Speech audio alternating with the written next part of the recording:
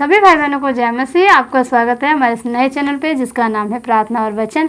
तो जो लोग नए हैं तो प्लीज़ चैनल को सब्सक्राइब कर लीजिए और बेल आइकन को प्रेस कर लीजिए ताकि हमारे आने वाली वीडियो की नोटिफिकेशन आप तक पहुंच सके। तो मेरे प्रिय भाई बहनों, आज का हमारा टॉपिक है कि क्या धर्मी और अधर्मी दोनों का नाश परमेश्वर करेगा कि नहीं। इसी विषय में हम वचन को लेकर आए हैं कि बहुत से लोगों के अंदर ये सवाल रहता है कि इस धरती पर जो है कि धर्मी लोगों की संख्या कम है और पापियों की ज़्यादा है, क्योंकि परमेश्वर के नाम की महिमा करने वाले लोग कम हैं और पाप करने वाले लोग ज़्यादा हैं। तो क्या जब इस धरती पर परमेश्वर इस धरती का नाश करेंगे तो क्या धर्मियों को छोड़ेंगे कि नहीं छोड़ेंगे, कि धर्मी भी उन्हीं के साथ समाप्त हो जाएंगे।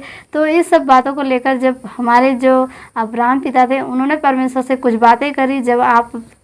जब उत्पत्ति अध्याय पढ़ते हैं तो उसके 18 पद से 18 अध्याय के 23 पद से जब पढ़ते हैं तो वहाँ पर कुछ इस प्रकार से लिखा हुआ है। जब जो परमेश्वर के जो दास थे, जो परमेश्वर के लोग थे, यानी कि जो स्वर्गदूत थे, जो आए थे अब्राहम के यहाँ और उन्होंने जब उनको आशीष दी कि आज से 9वें महीने आपको पुत्र की प्राप्ति होगी, तो उसके बाद जब अब्राहम ने उन्हें विदा किया तो उसके बाद वो लोग चले गए और यहोवा के सम्मुख खड़े होकर अब्राहम ने यहोवा परमेश्वर से जो जो वाचा बांधी, जो जो मतलब बातें करी कि वाचा परमेश्वर ने जो उनको वाचा दी वो किस प्रकार की थी। तो जब हम वचन को पढ़ते तो हमें कुछ इस प्रकार से पढ़ने को मिलता है। पुराने नियम से उत्पत्ति अध्याय 18 अध्याय के 23 पद से जब पढ़ते थे वहाँ पर कुछ इस प्रकार से लिखा हुआ है। तब अब्राहम उसके समीप जाकर, यानी परमेश्वर यहोवा के समीप जाकर कहने लगा, क्या तू सचमुच दुष्ट के संग धर्मी का भी नाश करेगा? कदाचित अगर उस नगर में 50 धर्मी हो तो क्या तू सचमुच उस स्थान को नष्ट करेगा और उन 50 धर्मियों के कारण उसमें जो हैं ना छोड़ेगा? इस प्रकार का काम करना तुझसे दूर रहे कि दुष्ट के संग धर्मी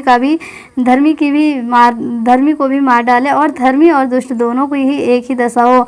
यह तुझसे दूर रहे। क्या सारी पृथ्वी का न्याय न करे? तो यहोवा ने कहा, यदि मुझे सदोम में 50 धर्मी मिले तो मैं उनके कारण उस सारे स्थान को छोड़ूंगा।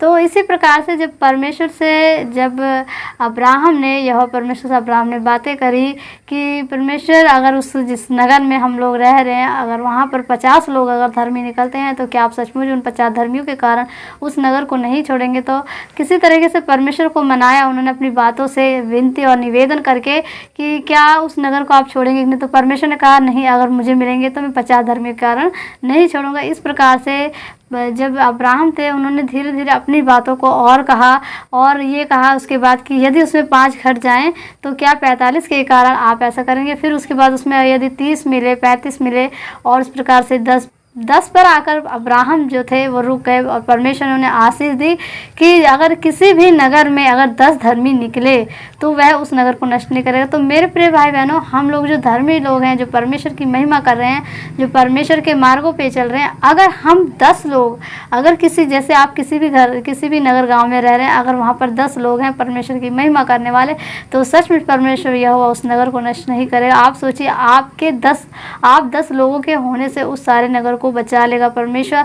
और जो वो नगर अगर बच जाता है, वो गांव अगर बच जाता है, तो वो लोग जो वहाँ के लोग हैं वो यही सोचेंगे कि हमने तो पाप किया लेकिन हम मरे नहीं, लेकिन इन धर्मियों के कारण शायद हमें परमेश्वर ने छोड़ दिया।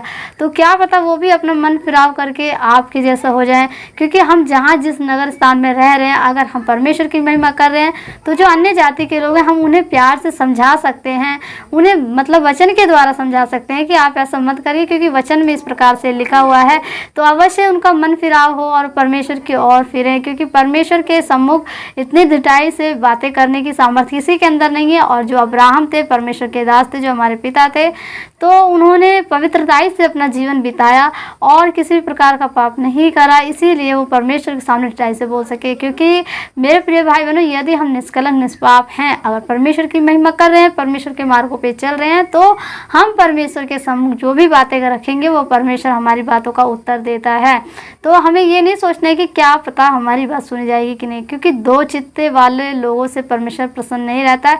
हमें हमेशा नेगेटिव नहीं सोचना है, पॉजिटिव ही सोचना है, और जैसा आप सोचेंगे वैसा आपके लिए हो जाएगा। आप किसी बात के लिए डर ना रखें, किसी बात की चिंता ना करें, सारी चिंता सारा डर परमेश्वर के ऊपर डाल दें। बस डर इस बात का रखें कि हमें परमेश्वर देख रहा है, हमें परमेश्वर जांचता है, परखता है। हमें परमेश्वर का भय होना चाहिए, किसी मनुष्य का भय नहीं होना चाहिए, क्योंकि मनुष्य सिर्फ आपके प्राण को ही घात करेगा, लेकिन वो परमेश्वर आपके प्राण और आत्मा दोनों को नाश कर सकता है। तो मेरे प्रिय भाई बहनों, अगर इस वचन के द्वारा अगर आप धर्मी बनते हैं तो सचमुच आपके द्वारा बहुत से लोग बचाए जाएंगे, बहुत सी जातियाँ बचाई जाएंगी और फिर वहीं से परमेश्वर का फिर से शुरुआत होगी उस पृथ्वी की और उस नए आकाश की, नई पृथ्वी की।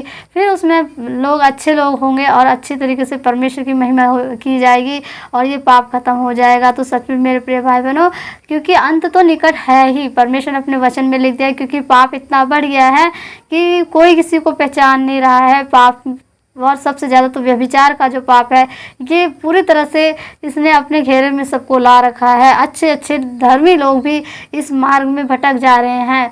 कई दिन के विश्वासी होते हैं वो भी, उनके भी पैर डगमगा जाते हैं, क्योंकि शैतान ने इसी एक जो हमारा पॉइंट है, नेगेटिव पॉइंट है, जो हमारे अंदर कमज़ोर करता है, हमें इसी का फ़ायदा उठाता है। तो हमें इस पॉइंट को हटाना है और अपने जीवन को पवित्रताई से बिताना है। अपने मन में बुरे विचार ना लें। अगर आप खाली हैं तो परमेश्वर का धन्यवाद कर सकते हैं, परमेश्वर की महिमा कर सकते हैं, परमेश्वर के गीतों को गा सकते हैं। आप अगर वचन पढ़ने में आपको मन नहीं लग रहा तो आप वीडियो के द्वारा वचन सुन सकते हैं। कई तमाम प्रकार के चैनल्स हैं जहाँ पर परमेश्वर का सुसमाचार सुनाया जा रहा है। बड़ी बड़ी मिनिस्ट्रियों के और छोटी छोटी कलीसियाओं के लोग भी परमेश्वर का प्रचार कर रहे हैं। तो आप इस मोबाइल के ज़रिए भी अपने जीवन को चेंज कर सकते हैं और आप दुष्ट की जगह धर्मी बन सकते हैं। तो अपने अंदर की दुष्टता को त्याग दीजिए और आप धर्मी बनिए, क्योंकि अगर आप धर्मी हैं तो सचमुच आप बच जाएंगे और आपके साथ और भी लोग बचाए जाएंगे। तो मेरे प्रिय भाई बहनों, परमेश्वर दुष्ट और धर्मी दोनों का नाश नहीं करेगा, लेकिन अगर हम ज़्यादा से ज़्यादा सोचें परमेश्वर के बारे में, परमेश्वर के कार्य के बारे में, परमेश्वर के आगमन के बारे में, परमेश्वर के राज्य के बारे में, तो सचमुच हमारा जीवन पवित्रताई से बीतेगा और हमारे अंदर से बुरे विचार खत्म हो जाएंगे। हमें कभी भी खाली नहीं रहना है। खाली समय शैतान हमारे दिमाग का फ़ायदा उठाता है, हमारे मन में बुरे विचार लाता है। इसलिए अपने आप को आप व्यस्त रखें। जो आपके संसारिक काम है उनके अलावा आप परमेश्वर का ये जो आत्मिक काम है इसे ज़रूर करें, ताकि आत्मा, शरीर और प्राण आपका पाप मुक्त हो सके, आप इन पापों में ना फंसें। तो मुझे लगता है कि आपको इस वचन का प्रकाशन मिला होगा। पवित्र आत्मा इस वचन को आपको समझाए, इस वचन के द्वारा आपको ब्लेस करे और सचमुच अगर आप अभी भी पाप में हैं तो आप उस पाप को त्याग कर परमेश्वर के सम्मुख जाइए। परमेश्वर सचमुच आपको क्षमा करेगा। तो इस वीडियो में, इस वचन में इतना ही। आगे को फिर हम इसी तरीके से किसी वचन के साथ मिलेंगे जो परमेश्वर का आत्मा अगुवाई करेगा और हमें कुछ सिखाएगा। तो आज हमें बहुत कुछ सीखने को मिला, बहुत कुछ समझने को मिला। परमेश्वर इस वचन के द्वारा आपको बहुत ब्लेस करे। अगली वीडियो में मिलूंगी, तब तक के लिए आप सभी को जय मसीह।